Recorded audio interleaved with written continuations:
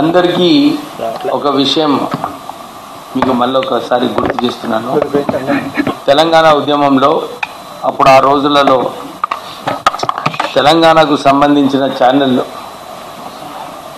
ఒక మంచి ఛానల్ ఉండాలి, తెలంగాణ సమస్యలన్నీ కూడా ప్రజల దగ్గరికి తీసుకెళ్లాలని చెప్పి ఆ రోజులలో V6 స్థాపించడం జరిగింది. అది కేవలము ప్రజల కోసము, తెలంగాణ ప్రజల సమస్యలు, తెలంగాణ ఉద్యమం ఎట్లా నడుస్తుందని చెప్పి ఆ రోజులలో తెలంగాణ సంబంధించిన ఛానళ్ళు సరిగా లేవని చెప్పి V6 స్థాపించడం జరిగింది. మీ అందరికీ తెలుసు, ఆ రోజులలో తెలంగాణ ఉద్యమంని నడిపించేటప్పుడు అన్నీ చూపించేటప్పుడు ఆ రోజులలో ముఖ్యమంత్రి కిరణ్ కుమార్ రెడ్డి కూడా ఎంత వ్యతిరేకించడము, ఛానల్ని అనకతొక్కాలని చెప్పి ఎన్ని ప్రయత్నాలు చేసినా కానీ తెలంగాణ ఉద్యమము, తెలంగాణ కల్చర్ ఆ రోజులలో V6 చూపించడం జరిగింది. తర్వాత V6 తర్వాత వెలుగు పేపర్ తీసుకొచ్చిన తర్వాత కేసీఆర్ గారికి కొంచెం ఇబ్బంది కలిగింది. మీడియా హౌస్లో ఇంకొక వ్యక్తి ఉన్నాడు, కేవలం నేను నా కుటుంబ సభ్యులే ఈ మీడియా బిజినెస్లో ఉండాలని చెప్పి ఆ రోజులలో నాకు టికెట్ ఇవ్వకుండా 2019లో నాకు పక్క పెట్టడం జరిగింది. కానీ ప్రజల సమస్యలు, ప్రజల కోసము ఏదైతే అవసరాలు ఉన్నాయో అవే చూపించుకుంటా V6 ఎప్పుడు కూడా ముందుండే. ఆ రోజులలో మీ అందరు తెలుసు, నేను కూడా కేసీఆర్ ఏదైతే కుటుంబ పాలన, ఒక నియంతృత్వ పాలన, అవినీతి చేస్తున్నాడని చెప్పి కాళేశ్వరము, మిషన్ భగీరథి ఇవన్నీ అంశాలపైన V6 న్యూస్, V6 వెలుగు రెండు సంస్థలు ముందుండి కేసీఆర్ని ఎక్స్పోజ్ చేయడం జరిగింది. ఈ ఎక్స్పోజర్ ఏదైతే వారిపైన చేయడం వలన కేటీఆర్కి చాలా ఇబ్బంది కలిగింది. అందరికీ తెలుసు, ఆ రోజులలో కూడా వీళ్ళు ధరణి పోర్టల్ అయినా కానీ ఇంటర్మీడియట్ ఎగ్జామ్స్లో పిల్లలు ఆత్మహత్య చేసుకోవడము ఇవన్నీ కూడా హైలైట్ చేసి చూపిస్తుంటే వారికి ఇబ్బంది కలిగింది. అందు గురించి కేటీఆర్ V6ని బ్యాన్ చేయాలని చెప్పి కూడా ఆయన పిలుపును ఇవ్వడం జరిగింది. కానీ వారు బ్యాన్ చేస్తే ఈ ఛానల్ మూతపడిపోతుంది, ఈ మీడియా హౌస్ మూతపడిపోతుంది అనుకున్నాడు. కానీ ప్రజలందరూ కూడా ఇంకా ఎక్కువ ఆదరణ V6 వెలుగుకి లభించడం జరిగింది. ఆయన ఎన్ని ప్రయత్నాలు చేసినప్పటికీ కూడా V6 వెలుగు నిలబడ్డది. వారి ఏదైతే అవినీతి ఉందో దాని ఎక్స్పోజ్ అందరికీ తెలుసు. కాళేశ్వరంలో 33,000 కోట్ల ప్రాజెక్ట్ని 1,25,000 కోట్లు చేసి ఆ ప్రాజెక్టులో ఎన్ని కమిషన్లు దోచుకున్నాడో అందరికి తెలిసిన విషయమే. మిషన్ భగీరథలో కూడా ఈ రోజుకి కూడా 46,000 కోట్ల రూపాయలు ఖర్చు పెట్టిన తర్వాత కూడా గ్రామాలలో ఎక్కడ కూడా నీళ్లు మిషన్ భగీరథ ద్వారా ఇవ్వడం లేదు. ఇవన్నీ ఎక్స్పోజ్ చేయడం వలన వాళ్ళకి ఇబ్బంది కలిగింది. వాళ్ళు అనుకున్నారు V6 వెలుగుకి అడ్వర్టైజ్మెంట్స్ ఇవ్వకుండా ఈ మూతపడిపోతుందేమో అని కూడా ఆ రోజులలో ఆయన చాలా ప్రయత్నాలు చేసినారు. మీకు తెలుసు, వారు ఇతర రాష్ట్రాలలో ఉన్న న్యూస్ పేపర్స్కి అడ్వర్టైజ్మెంట్స్ ఇచ్చారు. కానీ మన ఇక్కడ ఉన్న ఏకైక తెలంగాణ మీడియా హౌస్ మంచిగా ప్రజల సమస్యలు చూపిస్తున్నారని చెప్పి సుమారు 150 కోట్ల రూపాయల వరకు అడ్వర్టైజ్మెంట్స్ ఏదైతే V6 సంస్థకు రావాలో అవి కూడా ఇవ్వలేదు. అంటే వారు ఒక కంకణం కట్టుకున్నాడు. ఇది ఎందుకంటే పార్లమెంట్ ఎలక్షన్లో అయినా కానీ అసెంబ్లీ ఎలక్షన్స్లో అయినా కానీ కేసీఆర్ టీఆర్ఎస్ పార్టీ ఓడిపోవడంలో ఒక కీలకమైన పాత్ర V6 వెలుగు వేసిందని చెప్పి వారికి కూడా వారు ఒక కక్షతోని ఎట్లనైనా ఈ మీడియా హౌస్ని అనకదొక్కాలని చెప్పి వారు చాలా ప్రయత్నాలు చేసినప్పటికీ కూడా వారు ఏం చేయలేకపోయినారు. దాని తర్వాత ఇప్పుడు ప్రతిపక్షంలో వచ్చినాడు. ప్రతిపక్షంలో వచ్చినప్పుడు చలో ఇప్పుడు ఇంకా కొన్ని ఆయన సంస్థలు సోషల్ మీడియా ద్వారా ఎట్లనైనా చేసి బద్నాం చేయాలని చెప్పి వారు అనేకమైన స్టోరీస్ వేస్తూ ఉన్నాడు. మీ అందరికీ తెలుసు, ఇంతకుముందు కూడా V6 సంస్థను బ్యాన్ చేయడంలో వారే ఒక కీలకమైన పాత్ర వేశారు, కాల్ ఇచ్చినారు. కానీ దాని తర్వాత మా ఫ్యాక్టరీ పడంచెరు ఫ్యాక్టరీలో ఉన్నది కూడా వారు మూత వేయడానికి అప్పుడు పొల్యూషన్ కంట్రోల్ బోర్డుతోని మూత వేయించడం జరిగింది. అంటే ఇవన్నీ స్టెప్స్ కేవలము నా వ్యతిరేకంగా చేయాలని చెప్పి అప్పుడు అసెంబ్లీ ఎలక్షన్స్లో కూడా సుమన్తోని ఒక లెటర్ రాపించి అప్పుడు బీజేపీ టీఆర్ఎస్ ఇద్దరు కలిసి నా పైన ఈడీ రేడ్ కూడా చేయించడం జరిగింది. అప్పుడు 8 కోట్ల రూపాయలు విజిలెన్స్ సెక్యూరిటీ సర్వీసెస్ అని చెప్పి పట్టుకున్నారు. కానీ అంత ఇన్వెస్టిగేషన్ చేసిన తర్వాత దీంట్లో ఏం దమ్ము లేదని చెప్పి వాళ్ళు మళ్ళీ ఆ పైసలు మళ్ళీ మాకు వాపస్ చేయడం జరిగింది. అదే ఒక నిదర్శనం అన్నమాట. మేమేం తప్పు చేయలేదని చెప్పి ఆ పైసలు వాపస్ చేస్తున్నారు. అంటే అన్ని స్టెప్స్లో అన్ని ఎప్పుడు కూడా ఎట్లా మాకు మా పైన బురద జల్లాలని చెప్పి కేటీఆర్ గారు ఎప్పుడు కూడా ఏదో ఒకటి చేస్తున్నారు. మొన్న మీరు చూసినారు నమస్తే తెలంగాణ వివేక్ ఫామ్ హౌస్ అని చెప్పి చూపించినాడు. అది మా ఫామ్ హౌసే కాదు. అంటే నేను ఇంతకుముందు చాలాసార్లు చెప్పినాను, కేసీఆర్ ఒక తుగ్లకు ఈయన ఈ నిర్ణయాలు ఏదైతే రాత్రిపూట తీసుకుంటాడో పొద్దున్న అమలు చేసి ప్రజలకు ఇబ్బంది పెడుతున్నారని చెప్పి నేను చాలాసార్లు కేసీఆర్ ఒక తుగ్లక్ ముఖ్యమంత్రి అని చెప్పి చెప్పడం జరిగింది. కానీ ఈ కేటీఆర్ని చూసిన తర్వాత, ఎందుకంటే నేను కూడా వారితో ఉన్నాను, అప్పుడు మన మున్సిపల్ మంత్రిగా ఉండే మన రాష్ట్రంలో వర్షాలు పడిన తర్వాత రోడ్లు అన్నీ కూడా ఖరాబ్ అయినప్పుడు చాలామంది అప్పుడు అరే ఏంటి ఏం మంత్రి అని చెప్పి వారిని ప్రశ్నించినప్పుడు ఒక మీటింగ్ పెట్టిండు. మీటింగ్ పెట్టి ఆఫీసర్లను పిలిచి నాకు 10 రోజులలో అన్ని రోడ్లు మంచిగా కావాలన్నాడు. అరే ఆయన ఆఫీసర్స్ని ఏంది ఇబ్బంది ఏమున్నది, ఎట్లా రోడ్లు చేయాలి, ఒక అవగాహన కల్పించుకొని ఒక నిర్ణయాలు తీసుకుంటే వాళ్ళకు డైరెక్షన్ ఇస్తే వాళ్ళు కూడా మంచిగా పనిచేస్తారు. 10 రోజులలోనే ఆఫీసర్లు లేరు, డిజైన్ లేదు, నిధులు లేవు. కానీ ఆయన 10 రోజులలో చేయమన్నాడు. ఆ రోజు కూడా నాకు అర్థమైపోయింది ఈయనకు ఇన్డెప్త్ పోలేడు, పైన పైన ఏదో ఒకటి మాట్లాడతాడు. ఆయన తుగ్లక్ అంటే ఆయన కన్నా పెద్ద తుగ్లక్ మన కేటీఆర్ కావడం జరిగింది. ఎందుకంటే వారు నా ఫామ్ హౌస్ గురించి వారు 111 జియోలో ఉన్నాడు, FTLలో ఉన్నాడు. నేను ఎక్కడ కూడా నేను ఇంతకుముందు ఎందుకంటే వారు వ్యతిరేకంగా చేసిన మా మీడియా హౌస్ చేస్తుంది, ఈయన నాకు ఇబ్బందులు పెడతాడని చెప్పి కూడా నేను అన్ని వ్యవస్థలు సరైన పద్ధతిలో నడిపించుకుంటూ ఎవరికి భయపడకుండా ఎంత ఏమున్నా కానీ భయపడకుండా నేను ముందుకు వెళ్ళడం జరిగింది. 111 జియోలో కూడా మా ఫామ్ హౌస్ ఏదైతే ఉందో కాంపౌండ్ వాల్ గురించి చాలా ఆయన్నే సోషల్ మీడియాలో విపప్ చేస్తున్నాడు. కానీ అది ఎప్పుడో కొన్నది, అప్పుడే వాళ్ళు కొన్నే ముందే ఆ కాంపౌండ్ వాల్ ఉండే, అది నేను కట్టుకున్న కాంపౌండ్ వాల్ కాదు.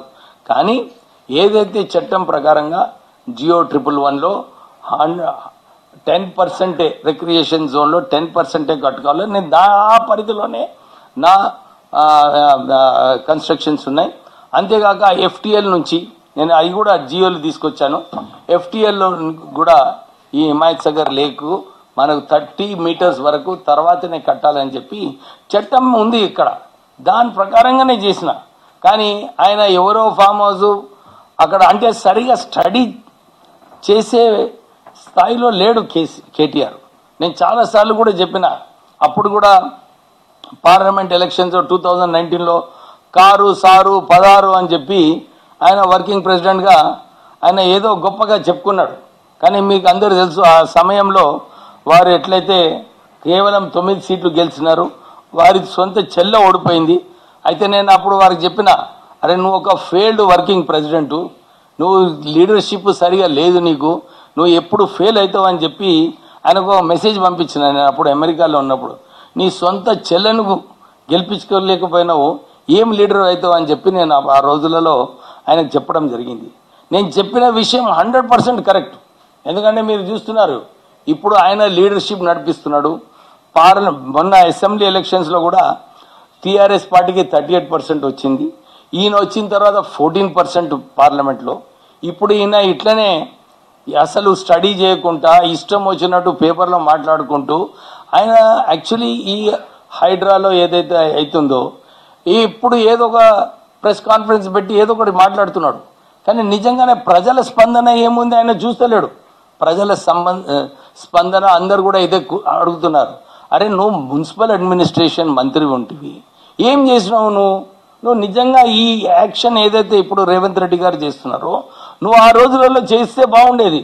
కానీ అప్పుడు ఫిలిం యాక్టర్స్తో కుమ్మెక్కి అందరితో బాగుండాలని అందరు తెలుసు విషయమే.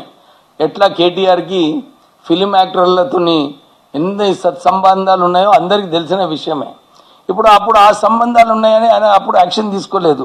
ఇప్పుడేమో ఉట్టిన ప్రెస్లో మాట్లాడుతున్నాడు. ఇప్పుడు వారు మొన్న 3 days back V6 business solutions, మన వాల్మీకి ఏదో కార్పొరేషన్ కర్ణాటక నుంచి పైసలు వచ్చినాయి, ఇది V6 వివేక్ సంస్థ ఈ పైసలు వచ్చినాయి అని చెప్పి ట్రోలింగ్ చేస్తున్నాడు. అన్ని చోట్ల కూడా న్యూస్ పేపర్లో కూడా వచ్చింది. నేను అసలు లేను ఆ రోజు.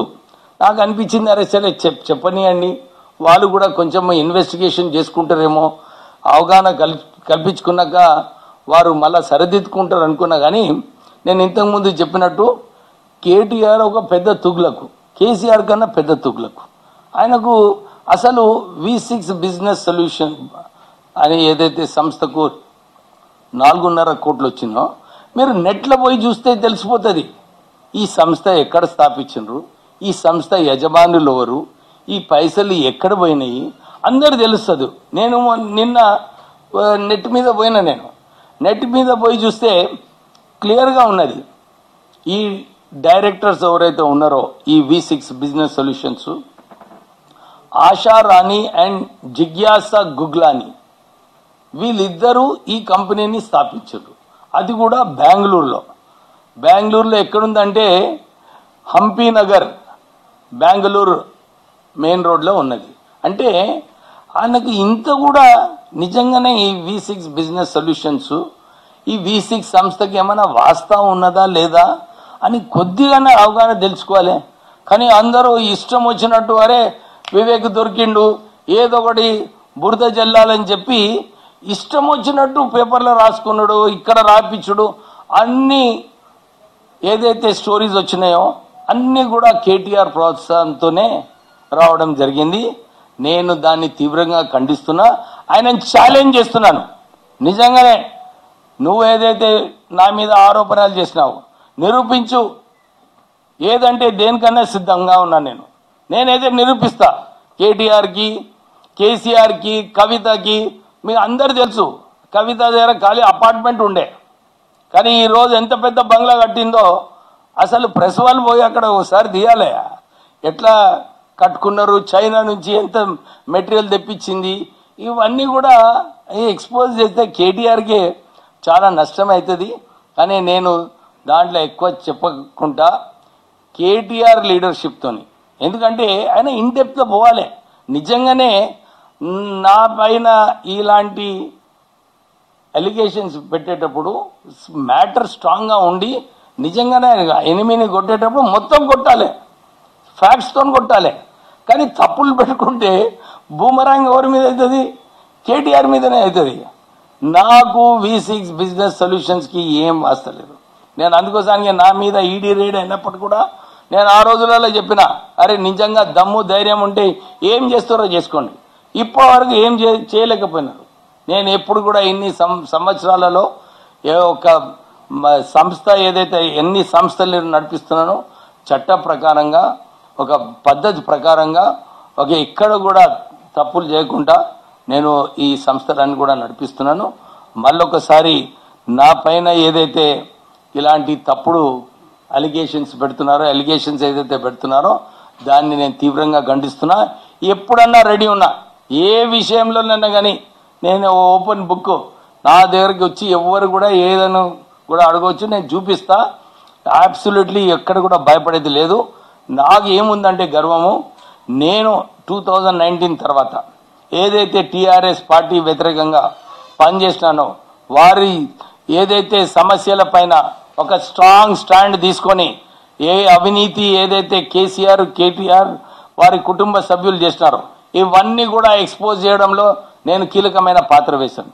చాలా నష్టపోయినప్పటికీ కూడా వాళ్ళు బెదిరింపులు, వారు ఏదైతే ప్రభుత్వంలో ఉన్నప్పుడు చర్యలు తీసుకోవాలనే ప్రయత్నం చేసినప్పుడు కూడా ఎక్కడ కూడా భయపడలేదు. కానీ వారిని గద్దె దించే వరకు వారి వ్యతిరేకంగా పోరాటం చేయడం జరిగింది. ఈ పోరాటం జరుగుతుంది. ఎందుకంటే వారు వారి కుటుంబ సభ్యులందరూ కూడా ప్రజా సొమ్ముని దోచుకొని, ప్రజా సొమ్ముని ఇష్టం వచ్చినట్టు వాడుకొని ఒక్కొక్క ఎలక్షన్లో వేలాది కోట్ల రూపాయలు ఖర్చు పెట్టి ఈ తెలంగాణకు అభివృద్ధి చేసే బాటలో పెట్టకుండా ఒక అప్పుల రాష్ట్రం చేసి తెలంగాణ ప్రజలకు నష్టం చేసింది ఈ కల్వకుంట్ల కుటుంబం అని చెప్పి నేను క్లియర్గా మీ ప్రెస్ ద్వారా మళ్ళొకసారి మీ అందరికీ నేను ఇదే కోరుకుంటున్నాను. ఏదైతే ఈ V6 బిజినెస్ సొల్యూషన్ ఏదైతే నా మీద తప్పుడు వార్తలు వేస్తున్నారో ఇక్కడ కూడా నిజం లేదు. దీంట్లో నేను వారికి ఛాలెంజ్ చేస్తున్నాను. ఎనీ టైం కేటీఆర్ కూడా రావచ్చు, యాక్సెప్ట్ చేయమని ఛాలెంజ్. నేను కూడా రెడీ ఉన్నాను. We will do. ఆయనది ఏమున్నదో నేను కూడా ముందుకు పెడతా. ఇప్పుడు ఆయన కూడా నాకు ఆపర్చునిటీ ఇస్తున్నాడు, వారిపైన కూడా ఏమున్నదో చెప్పడానికి. కానీ ఈ విషయాలలో ఏదైతే వారు మాట్లాడినారో దాని విషయం అయితే నేను డెఫినెట్లీ ఎక్కడ కూడా తప్పు చేయలేదు. నేను చట్టం ప్రకారంగానే నేను ముందుకు వెళ్తున్నాను.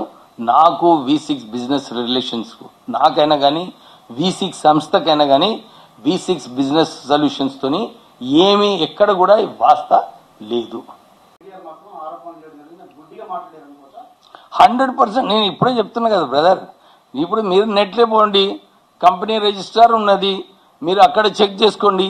ఎక్కడన్నా లింక్ ఉన్నదా అది కూడా చెక్ చేసుకోండి. నాకు ఏం వాస్తానే లేదు. ఆ పైసల గురించి మాకు అసలు వాస్తలేదు.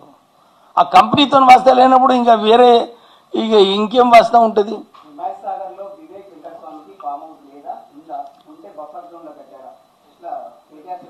నేను ఇప్పుడే చెప్పినా మీకు, ఏమని చెప్పినా, నాకు ఫామ్ హౌస్ 2006లోనే నేను అప్పుడు ఆ భూమి కొన్నింటి. నేను ఇక్కడ కూడా అక్కడ FTL ఏదైతే ఉందో FTL నుంచి 30 మీటర్స్ వరకు బఫర్ జోన్ ఉంటుంది. ఆ బఫర్ జోన్ తర్వాత నేను కట్టడం జరిగింది. ఎక్కడ కూడా నేను వయలేట్ చేయలేదు. అక్కడ స్టోన్స్ ఉన్నాయి డిపార్ట్మెంట్ వైజ్గా, ఎక్కడ కూడా ఏం చేయలేదు. ఏదైతే రిక్రియేషన్ జోన్ అన్నారు అన్ని వాళ్ళు రాస్తున్నారు నిన్న నమస్తే. ఆ రిక్రియేషన్ జోన్లోనే నా అన్ని ప్లే గ్రౌండ్ ఏదైతే ఉన్నదో రిక్రియేషన్ ఉన్నదో అదే ఉన్నది, కానీ అక్కడ ఏం లేదు. ఇక నేను ఆయన గురించి నేను ఎట్లా ఆన్సర్ చేయాలి? నేను దాని గురించి నేను ఆన్సర్ చేయదలుచుకోలేదు. ఇంతకు ముందు నాగార్జున సమస్య కూడా ఇప్పుడు ఈ press conference 1 minute brother, press conference నా ఇష్యూ పైన చెప్పండి, ఆయనది పెట్టండి. ఇప్పుడు నేను అది ఆన్సర్ చేసిన అనుకో, మీరు రేపు దాని గురించి రాస్తారు.